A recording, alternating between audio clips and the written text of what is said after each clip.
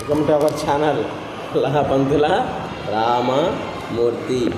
ఇప్పుడు నేను చెప్పబోయేటువంటి విషయం చాలా విచిత్రమైనటువంటిది. అందరికీ అర్థం కాదు.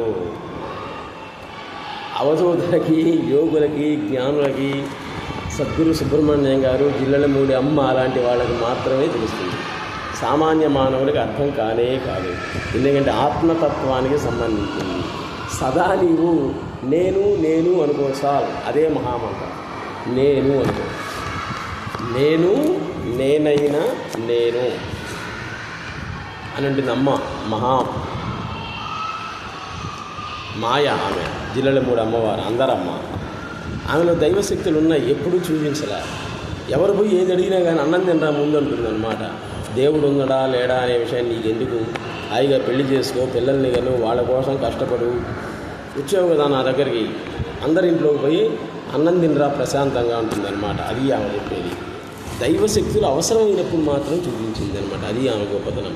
ఆమె తత్వాన్ని అందరూ కూడా అవలంబిస్తున్నారు. ఇప్పుడు సద్గురు సుబ్రహ్మణ్యం గారు కూడా ఇప్పుడున్నటువంటి వాళ్ళల్లో సాక్షాత్ ఆయన దైవస్వరూపం ఉండడంలో సందేహం లేనే లేదు.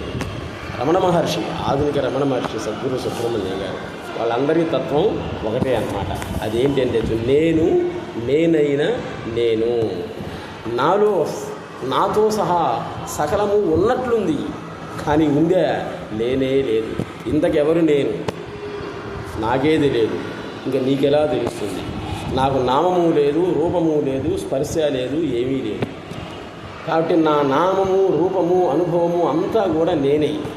నా శక్తి నేను, నా శక్తే మహామాయ, అదే మహామంత్రం. ఆ మహామాయ వల్ల నాలో ఈ ప్రపంచం మొత్తం కూడా ఉన్నట్లు ఉంది, కానీ ఉందా లేనే లేదు. నక్కని, కుక్కని, పందిని, ఎలక మొత్తం నేనే, వృక్షం, సర్పం మొత్తం కూడా నేనే. కాబట్టి నేనైనా నేనే. ఆకాశానికి, భూమికి, సృష్టి స్థితి లయాలకి మొత్తం ఆధారం నేనే.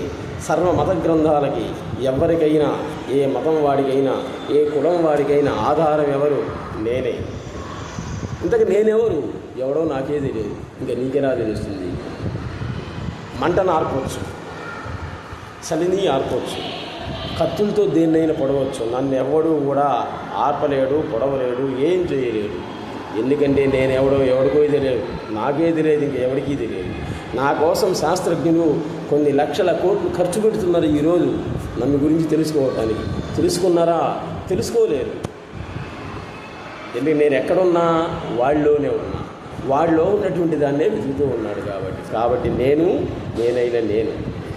అటువంటి ఈ ప్రపంచంలో నేను ఇప్పుడు ఇక్కడ ఇలా ఉన్నట్లు ఉన్నాను, కానీ ఉన్నానా? లేనే లేను. నేనే అయి ఉన్నాను, కానీ లేనే లేను. సృష్టి స్థితి లయాలకి నేనే ఆధారం, నాకెవ్వరూ ఆధారం కాదు. అందరికీ నా వల్ల అవసరం, కానీ నాకు ఎవరి అవసరం కూడా లేనే లేదు. భూమి ఆకాశాలకు ఆధారం నేనే, త్రిమూర్తులకు ఆధారం నేనే. నేనెవరిని నువ్వు తెలుసుకోగలవా? నేను తెలుసుకోగలనా? ఎవ్వడు కూడా తెలుసుకోలేరు. ఎందుకంటే నాకే తెలియదు కాబట్టి. సదా నేను అనుకో చాలు, అదే మహామంత్రం. దేవాలయానికి వెళ్ళి పూజలు, జపాలు, అర్చనలు చేయించాలి. ఎందుకు చేయించాలి? నువ్వెవడివో నీకు తెలియదు. నువ్వెవడివో నీకు తెలియదు. నువ్వెవడివో నీకు తెలుసుకున్నాడు కాబట్టి రమణ మహర్షి కొండ గుహలలో తపస్సు చేశాడు. జిల్లెలమూడి అమ్మవారు చెట్టు తొర్రలో కందిరీగలు కుడుతున్నా కానీ తపస్సు చేసింది. చిన్న పిల్లప్పుడు ఆమెని స్కూల్లో చేరిస్తే ఒక బెంచీ కింద, చూడండి, ఇలాంటి బెంచీ కింద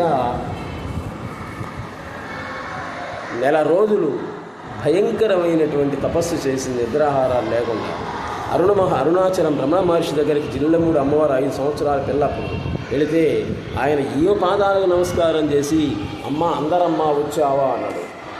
చూడండి, ఆయన వాక్శక్తి అంటే అది, వాక్శుద్ధి అంటే అది.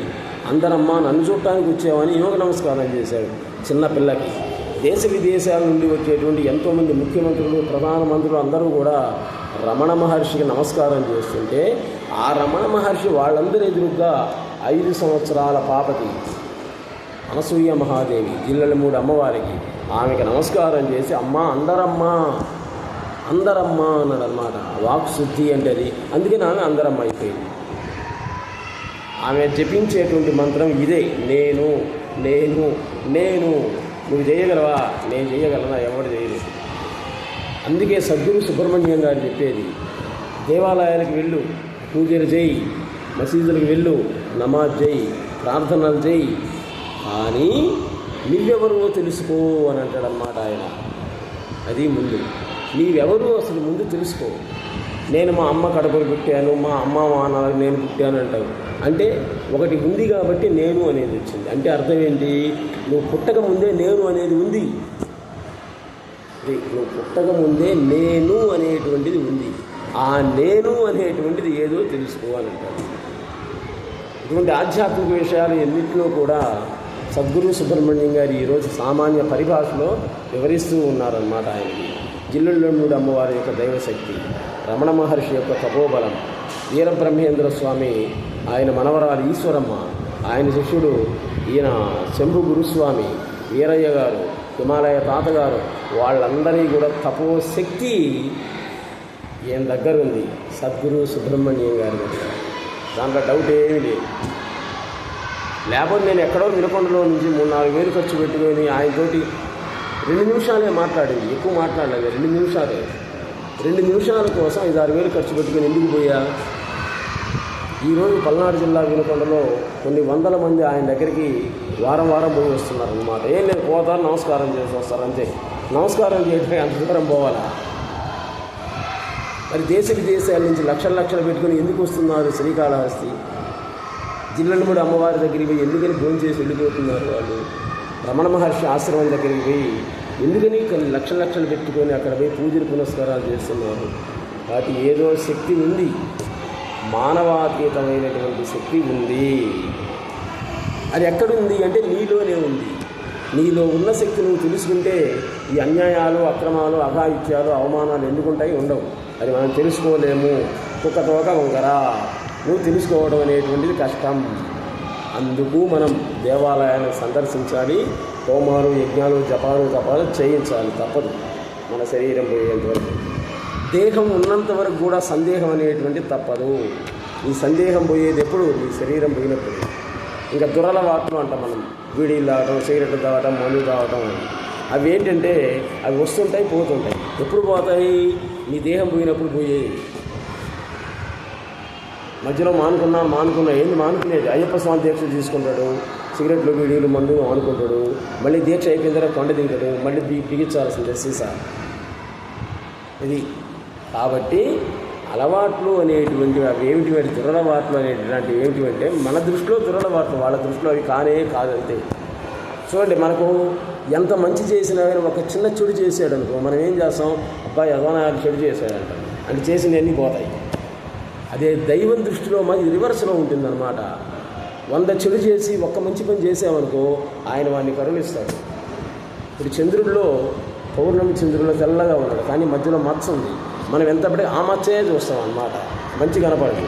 చంద్రుడిలో మచ్చ ఉంది కదా అంటాం. ఇది మరి చేసిన మంచి పనులన్నీ అవి దృష్టిలో రావు. ఇది ఒక్కటి తీసుకుంటాడు. కానీ వ్యక్తిగతమైనటువంటి విషయాలను పట్టించుకోకుండా జాగ్రత్తగా వినండి. ఎవరి వ్యక్తిగత విషయాలు వాళ్ళకు ఉంటాయి. వాటిని గురించి నీకెందుకు? నీ జీవనాన్ని గురించి నువ్వు చూసుకో ముందు. కొన్ని వాటి గురించి ఆలోచించడం నీకేం ఉపయోగం ఉందా? ఉపయోగం లేదు. ఎక్కడో ఒక చిన్న సమస్య జరిగిందనుకోండి, సమస్య సాల్వ్ చేసుకో, సమస్య పరిష్కార మార్గాన్ని సామరస్యంగా కనుక్కో, ఆ సమస్య రాకుండా చూసుకో. ఇంకా దానికోసమని నీ బండలు పడా, ఊరంతా కొవ్వొత్తులు ర్యాలీలు చేసి మమ్మల్ని వాళ్ళు ఏదో కించపరిచారని గందరగోళం చేసి స్టేట్ వైగా స్తంభింపజేస్తామంటే అయ్యే పనే. అందరికీ ఉందన్నమాట. ఇక్కడ ఎవరికి ఎంతవరకు ఉండాలో అంతవరకు ఉంది. ఒక రకంగా ఇప్పుడు లౌకికంగా చూస్తే ఈ దేశమే హిందూ దేశం. చెప్పాం కదా, హిందూ దేశంలో హిందువులు ఎక్కువ మతపరంగా చూస్తే. మిగిలినటువంటి వాళ్ళకందరికీ కూడా హిందువులు ఎక్కడ లెక్కేసుకొని పోయి మన గణాంకాల్లో కూడా వేలుందన్నమాట. కొన్ని కోట్ల మంది ఉన్నారు. అన్ని కులాలు, అన్ని మతాలు కలుస్తాయి దీంట్లో వచ్చేసరికి. కాబట్టి వీళ్ళందరూ ఒకటవుతే ఏం కావాలి నీ పని? కాబట్టి సోదరులారా, మత, కుల సామరస్యాన్ని పాటించండి. ఎవరికైనా ఏమైనా ఇబ్బంది కలిగినట్లే సామరస్యంగా పోండి, అంతే. మామూలుగా మాట్లాడుకోండి. అంతేగాని మేము స్తంభింపజేస్తాం, రాష్ట్రాన్ని స్తంభింపజేస్తాం, దేశాన్ని నాశనం చేస్తామంటే అయ్యే పనే కాదు. అది తాత్కాలికంగా ఇబ్బంది పెట్టచ్చు కాగా శాశ్వతంగా ఇబ్బంది పెట్టలేవు. ఇది నిజం. కాబట్టి మిత్రులారా, నేను అని ప్రతి ఒక్కడూ రాసింది, అంతేగా. ఏ మతం వాడైనా, ఏ కులం వాడైనా, స్త్రీ అయినా, పురుషుడైనా, నపుంసకుడైనా, చివరికి పాము అయినా కానీ, జంతువు అయినా కానీ నేను అనాల్సిందే. అంటానికి నేనే లేదన్నమాట. నేను పుట్టాను, మా అమ్మ నాన్న వాళ్ళు ఇది కాదు. నేను అనేదాన్ని ఆరాధించండి. నేను అంటే ఎటువంటిది ఏదో తెలుసుకోండి. నేను మూలానికి వెళ్ళండి ముందు. అప్పుడు ఎన్నుండవు కుల మత సామరస్యాల అవమానాలు ఉండవన్నమాట. ఏవి నిన్ను అంటావు. కాబట్టి ఇంత ఆవేదనతో ఎందుకు చెప్తున్నానంటే, మత కుల సామరస్యాలు పాటించండి. ఎవరికైనా ఏమైనా చిన్న ఇబ్బందులు, వేరే వాళ్ళ ద్వారా చిన్న ఇబ్బందులు అది ఇబ్బంది కానీ నీకు అనిపించినట్లయితే నువ్వేం చేయండి, వాళ్ళ దగ్గర సామరస్యంగా మాట్లాడుకో. అంతేగాని కుల సంఘాలు మొత్తం దేశపోయి గందరగోళం చేస్తే వీళ్ళకి లేరు ఆ మాటకు వస్తే ఇంకా మొత్తం గందరగోళం పట్టడం అది జరిగేది. సామరస్యంగా పోండి. తెలిసి తెలియక జరిగేటువంటి ఇవన్నీ, తెలిసి చేసేటువంటి వాటైతే తప్పులు అని అంటాం, తెలియక చేసేటువంటి వాటిని అయితే పొరపాట్లు అని అంటాం. మనం చేసేది పొరపాట్లే కానీ తప్పులు కాదు. తప్పులు కానే కాదు. నిన్ను ఎవరైతే సృష్టించారో, దుర్మార్గాన్ని, దుష్టుల్ని, అవధూతలని, జ్ఞానులని, దైవశక్తి కలిగిన వాళ్ళని కూడా ఆయనే సృష్టించింది. ఇది గుర్తుపెట్టుకుని, ఆయన లీల ఇదంతా, అంతే, అంతకంటే లేదు. నిన్ను ఇబ్బంది పెడతాను, ఉద్యోగాలను తీసేస్తాను అంటారు కొంతమంది. పాపం సాఫ్ట్వేర్లు, హార్డ్వేర్లు. అసలు నిన్ను తీసేయడానికి వాడేవాడు? వాడిచ్చాడా నీకు ఉద్యోగం? ఆ సాఫ్ట్వేర్ కంపెనీకి పెట్టింది ఎవడు? వాడి చేత పెట్టించాడు ఎవడు? వీడికి చెప్పాడు నిన్ను చేర్చుకోమని ఉద్యోగంలో. వాడు తీసేయాలి నేను. కాబట్టి ఉద్యోగాలు పోతాయి, వాళ్ళు తీసేస్తారు, వీళ్ళు నష్టపోయారు, వీళ్ళు అవమానపరిచారు, ఇవన్నీ కాదు. నేను నేను నేను అనుకో. అది చిల్లెమ్మూడి అమ్మవారు సద్గురు సుబ్రహ్మణ్యం గారు చెప్పింది. నేనైనా నేను, అన్ని నేనే. దాన్నే వాళ్ళు పూజించేది కూడా. మనంలో రాముడు, కృష్ణుడు వీళ్ళని పూజిస్తాం కదా. జిల్లెమ్మూడి అమ్మవారు, సద్గురు సుబ్రహ్మణ్యం గారు, యోగి వేమన, ఇట్లా బ్రహ్మం గారు, ఇట్లాంటి వాళ్ళు ఉన్నటువంటి వాళ్ళు ఎవరిని పూజలు చేసేది నేను అనేదాన్నే అన్నమాట. ఇంకా జిల్లెమ్మూడమ్మ నేనైనా పెద్ద బోర్డు ఉంటుంది అక్కడ జిల్లెమ్మూడ. ఆమె ఇంటికి అందరి ఇల్లు అని ఉంటుంది. ఆమె అందరమ్మ. సద్గురు సుబ్రహ్మణ్యం గారు కూడా అదే అన్నమాట. నేను అనేటువంటి దానికి ఆయన పూజ చేసేది. తర్వాత వీరబ్రహ్మేంద్ర స్వామి యొక్క శిష్యుడు ఆయన వీరయ్య గారు. ఆయన వాడిన చేతి కర్ర చూడండి ఎన్ని వేల సంవత్సరాల నాటిదో. ఆయన వాడిన చేతి కర్ర శిథిలావస్థకు వచ్చింది. నేను పోయి చూసా. గురువుగారు ఏంటి ఆ కర్ర అని అడిగా. ఆ కర్రకి పూజలు చేస్తుంటాడు అన్నమాట ఆయన. ఏందని అడిగా. అప్పుడు చెప్పకొచ్చాడు. ఆశ్చర్యపోయా అన్నమాట. అన్ని వందల సంవత్సరాల నాటి వీరబ్రహ్మేంద్ర స్వామి యొక్క శిష్యుడు ఆ వీరయ్య గారి చేతికర్ర ఆయన వాడుతున్నాడంటే ఆ పవర్ ఉంది. ఇది ఇంతకుముందు వేరన్నమాట. ఎవరికైనా చిన్న రోగాలు, పాము కుట్టినా, తేలు కుట్టినా ఆయన దగ్గరికి వస్తే ఆ కర్ర తీసుకొచ్చి నోట్లో పెట్టేవాడు, కడిగి పోయేదన్నమాట. ఆ రకంగా వ్యాపించిపోయింది ఆయన పేరు. ఒకసారి అందరూ కూడా సద్గురు సుబ్రహ్మణ్యం గారిని, ఆయన శ్రీకాళహస్తిలో ఉంటారు, భారత్ గ్యాస్ గోడౌన్ అనే ఆటో ఎక్కితే ఆయన దగ్గరికి తీసుకెళ్తారనమాట. ఇంకా అక్కడి నుంచి జిల్లెమ్మూడి వెళ్ళి అమ్మవారిని దర్శి, అలాగే రమణ మహర్షి, పవర్ఫుల్ రమణ మహర్షి, అరుణాచల రమణ మహర్షి, అసలు అటువంటి వాడిని మనం చూడలేము. అది దేవుడే వెన్నుకుంటాడనమాట. దేవుణ్ణి వెన్నుకుంటాడు. అది లెక్క. దేవుడే దేవుణ్ణి వెన్నుకుంటాడు. దేవుడే దేవుణ్ణి చేయడానికి ప్రయత్నం చేస్తున్నాడు. ఆయన ప్రయత్నం చేస్తుంది. ఇక నీ గోలేంది మధ్యలో ఇదంతా కూడా. కాబట్టి మిత్రులారా, మత సామరస్యాన్ని, కుల సామరస్యాలని పాటించండి. ఒకరిని ఒకరు అవమానించుకోవటం, కించపరుచుకోవటం, ఇటువంటివన్నీ కూడా చేయబాకండి. అది తాత్కాలికం. చేసినా ఉపయోగం ఏం లేదు.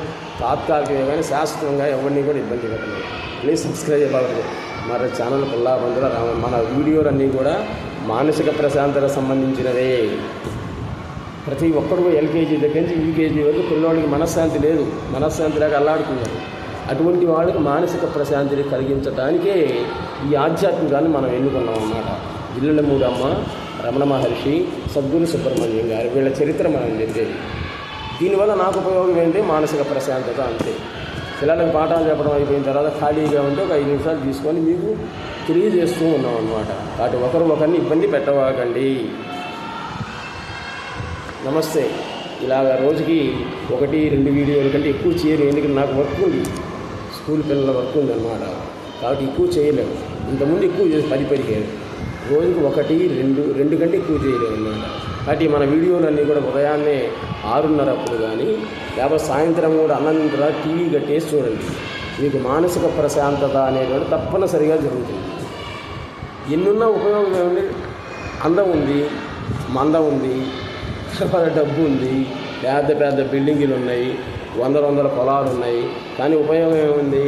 మనశ్శాంతి లేదు. వీడికి ఆ మనశ్శాంతిని కలిగించేటువంటివి మన వీడియోలు. అది తప్పనిసరిగా చూసి ఇంకో 10 మంది చేత చూపించి వాళ్ళకి సబ్స్క్రైబ్ చేయండి. Please subscribe our channel. Ullabantula Ramamurthy. నమస్తే.